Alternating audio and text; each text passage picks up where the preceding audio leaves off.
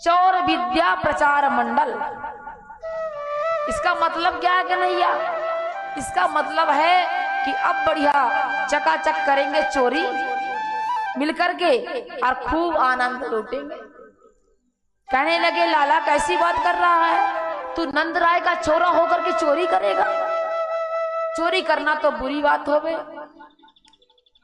कहने लगे भगवान कृष्ण कि अरे हम किसी की संपत्ति की चोरी थोड़ी करेंगे, किसी का रुपया पैसा सोना चांदी नहीं चुराएंगे, हम तो माखन चुराएंगे और खूब खाएंगे और सब मिलकर के बांट बांट के खाया करेंगे। कितना आनंद आएगा।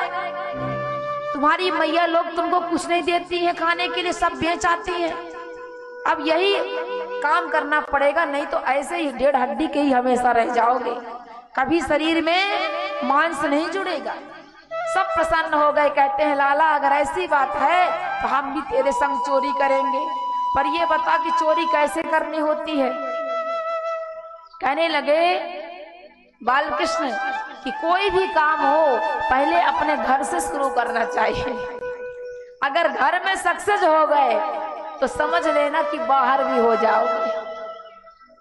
अब कहे कि आज जाके घर में सब लोग प्रैक्टिस करना, जब मैया आपका दूध दही मक्खन छिपा के रख दे तो चुपके चुपके पूरा खा लेना। सबको सिखा दिया बालकृष्ण ने। अब रात्रि में जब मैया लोग सो गई तो सब बालक चुपके चुपके गए और मक्खन निकाल के खाने लगे।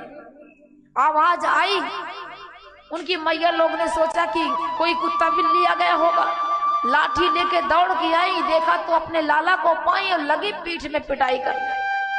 चोरी करता है, नहीं जानता कि कल मुझे लेकर के दूध दही मथुरा जाना था, मैंने पैक करके रखा था, कल बेचना था मुझे, और तू सब खा गया, फैला दिया। अच्छी पिटाई हुई जमकर। और नंद बाबा के घर में बालकृष्ण लाल वो भी चोरी की प्रैक्टिस कर रहे थे। आज जब यशोदा मैया गौओं की देखभाल करने गई थी, आज मेरे बालकृष्ण दबा के पैर आ रहे हैं। कहते हैं ना जब चोरी करने जाते हैं लोग तो धीरे धीरे जाते हैं, चुपके चुपके। क्यों बच्चों, चोरी करते हो? नहीं करते। चोरी करने वाले लोग खुल के थोड़ी जाएंगे। हम चोरी करने जा रहे हैं, दबा के पांव चल रहे हैं। छोटे से नन्हे से कन्हैया हैं 3 साल के, और दबा के पांव गए और जहां मैया यशोदा ने एक कक्ष बनवाया था माखन रखने के लिए, वहीं घुस गए और निकाले मटकी खोल के मक्खन खाए महाराज। और खा के चारों तरफ देख भी रहे हैं कि मैया न आ जाए। और हुआ क्या कि वहीं दीवार पर एक बड़ा सा आईना टंगा हुआ था। अब भगवान खाए मक्खन तो उसके मुख में, उनके मुख में मक्खन लग गया, चारों तरफ मूंछ बन गई। अब दर्पण में देखते हैं, क्या जाने कि ये दर्पण है, उनको तो पता नहीं था। उनको ये लगा कि यहाँ तो मेरे जैसे कोई पहले से घुसा हुआ है, कोई दूसरा चोर भी है।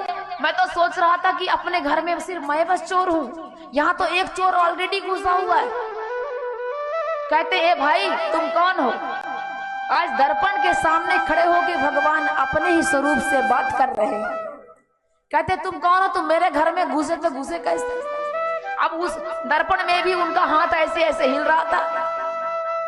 भगवान कहते हैं अरे मैं तुझको डांट रहा हूं भाई, भाग यहां से, मेरी मैया देख लेगी ना, ऐसी पिटाई लगाएगी, ऐसी पिटाई लगाएगी कि हाथ पैर टूट जाएंगे। जल्दी भाग यहां से, मेरा घर है। अब इतने में और वहां से यशोदा मैया छुप के सब देख रही है कि मेरा लाला दर्पण में अपने ही स्वरूप से बात कर रहा है। कहते तू ऐसे नहीं जाएगा। अब वो मुर्गी की तो तस्वीर थी, कहां से जाए? एक काम कर, तेरा पेट लगता है भरा नहीं है, ले थोड़ा सा माखन खा ले और चला जा जल्दी से, नहीं मेरी मैया बहुत मारेगी। मैं तुझसे मित्रता कर लूंगा, कल से तू भी मेरा पक्का मित्र है, और मिलके कल से तो पूरे गांव में चोरी करनी है। आज तो प्रैक्टिस चल रही थी, तो प्रैक्टिस में ही कूद पड़ा, वो भी मेरे ही घर में। अरे मैंने तो अपने अपने घर में चोरी करने के लिए कहा था, तू मेरे घर में क्यों आ गया? मेरे घर में इतने पहरेदार हैं। और भगवान ने मक्खन निकाला और दर्पण में खिलाने लगे उस रूप को, पूरे दर्पण में। अब तो हर जगह मक्खन लग गया। तभी मैया कहती है, लाला ओ लाला।